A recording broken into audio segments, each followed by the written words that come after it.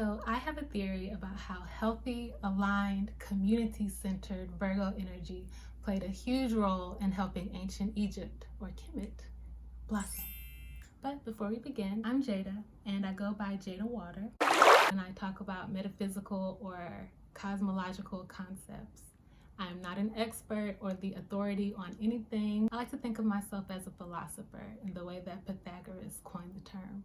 Whereas wise men had called themselves sages, or those who know, a philosopher is one who is attempting to find out. So I say that to say I'm learning and I may get things wrong, so take it all with a grain of salt and talk back to me. Let me know if you know something I don't know, or if you see something a different way, or anything that comes to your mind. Okay, back to the video.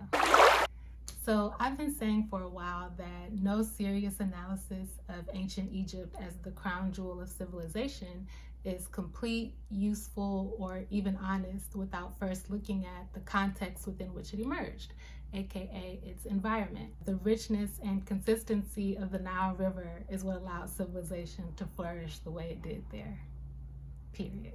None of the greatness that came out of Egypt would have been remotely possible if it weren't for the fact that it was blessed with such an amenable, fertile, benevolent body of water, one that interacted so beautifully and bountifully with the land around it. You can't ponder the origins of the universe, or develop math, or build pyramids, or explore concepts like Ma'at, or live life itself without cultivating a healthy relationship with water.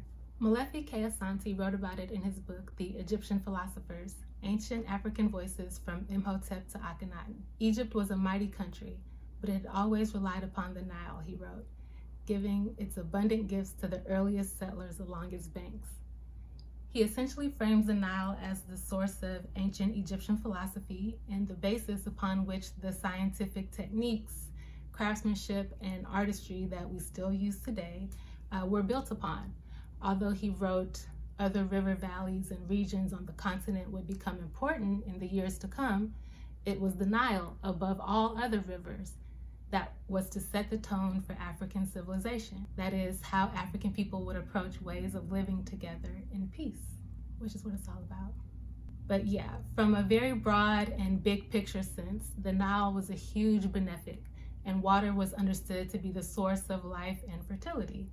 And while it was respected as such, it was also understood that managing it was not about to be no walk in the park. The Nile's consistent periods of inundation, emergence, and drought were hugely helpful to the people who lived there, but you still had to find a way to manage it, ordering the chaos, if you will. So going back to Asante, he wrote that the struggle to separate the land from the water became, in a profound sense, the most meaningful aspect of the cosmogony of the Egyptian. When it flooded, water was everywhere.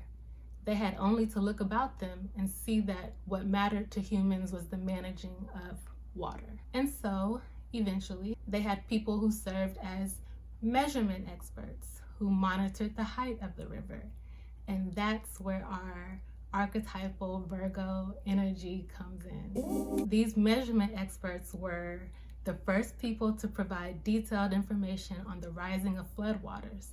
They could tell by the height of the river upstream how high the waters would rise downstream, and predicted the amount of food that would later be harvested because of the inundation.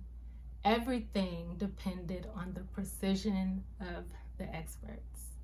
To me, the role of measurement expert is an ancient embodiment of the Virgo archetype and the role they play in society when operating in their alignment and at their highest potential.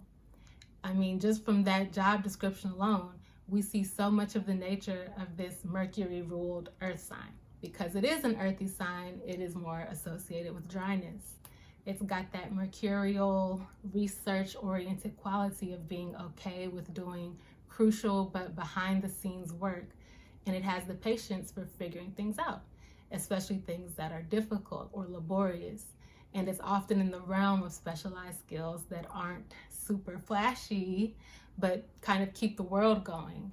Virgo is interested in doing things right and fixing things. They can pinpoint imperfections in an almost superhuman way. They're constantly looking to improve things and bring them up to the next level. Virgo has a reflective quality and a willingness to put themselves and their work under a microscope, to notice the flaws, to see where they went wrong, down to the most minute detail of how things could be improved and to see what next steps to take. They really operate on preparedness and logistics and critical thinking, and they thrive on scientific or academic information. Virgo wants to do the numbers. It wants to make sure things add up. It wants to collect and organize all the data. It wants to make a plan. Virgo can also have a sort of self-sacrificial quality towards service, helping, and healing, particularly in tangible, practical, earthy ways that support the physical constitution or the material world. They're also connected with plants and cultivation and plant pathology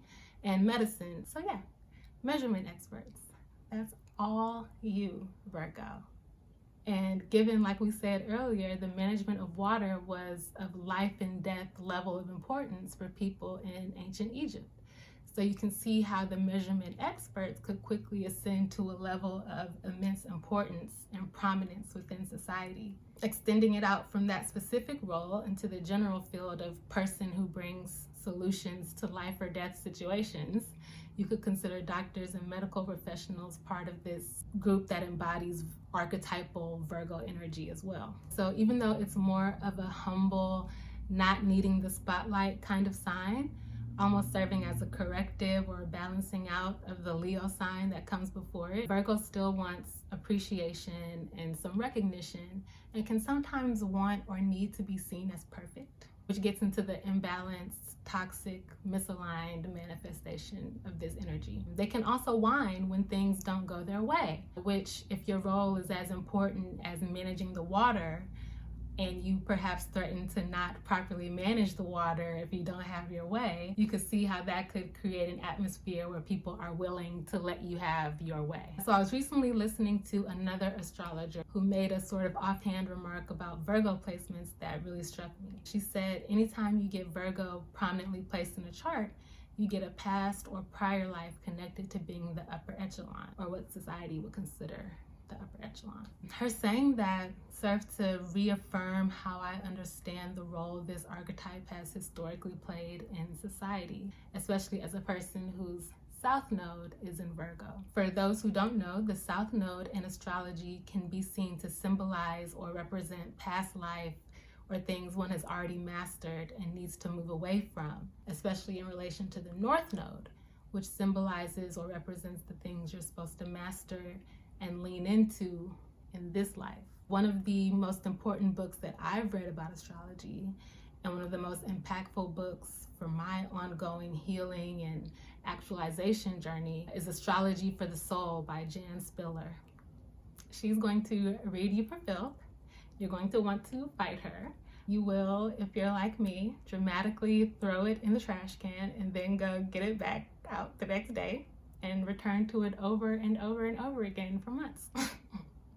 FYI, disclaimer, and I love you, Jan Spiller. Anyway, Jan focuses on the North Node, but you kind of can't talk about the North Node without talking about the South Node. And the general analysis for someone with the South Node in Virgo, as a general past life assessment, Jan says they spent many past lifetimes as physical healers and helpers, as in they were the surgeons, doctors, and nurses in many different cultures. Or less specifically, as people who were of practical service to the world by representing a sense of perfection or by the book behavior. She says these were critical positions where they had to focus and do it right because a person's life depended on it, that everything must be under their control and the operation of their plan must be proceeding successfully. Subconsciously, she writes, they think when something has gone wrong, someone's going to die. So yeah, I think when you put all of that together, my theory checks out. And why is it important to know this? I think it's important because, one, it's interesting, and interesting things are good conversation starters and deepeners, if that's a word. And conversations are the basis of relations, and when we have good relations, we have a safer and happier society. Two, because astrology could potentially open up novel or alternative lenses through which we study and understand history, science, psychology, etc. And three, because I think it can show how important it is for all of us to be aware of and to be operating in ways that are most aligned with who we are on an astrological or energetic or metaphysical level. As Molefi Asante says, for most ancient African philosophers, certainty had already been established in the creation and origin of the universe. Things were set, the order had been given, and there was nothing more that humans had to ask of the universe. Now, all things depended upon how well humans operated within the framework of the universe's own constitution. So yeah, it's important to know this kind of stuff for our own personal fulfillment, as well as for fulfilling the greater needs of society, because we all benefit when each of us is operating within our purpose and giving our gifts in the healthiest, most aligned way possible. And astrology is just another way to know and understand and align ourselves with what those gifts are. Ashe.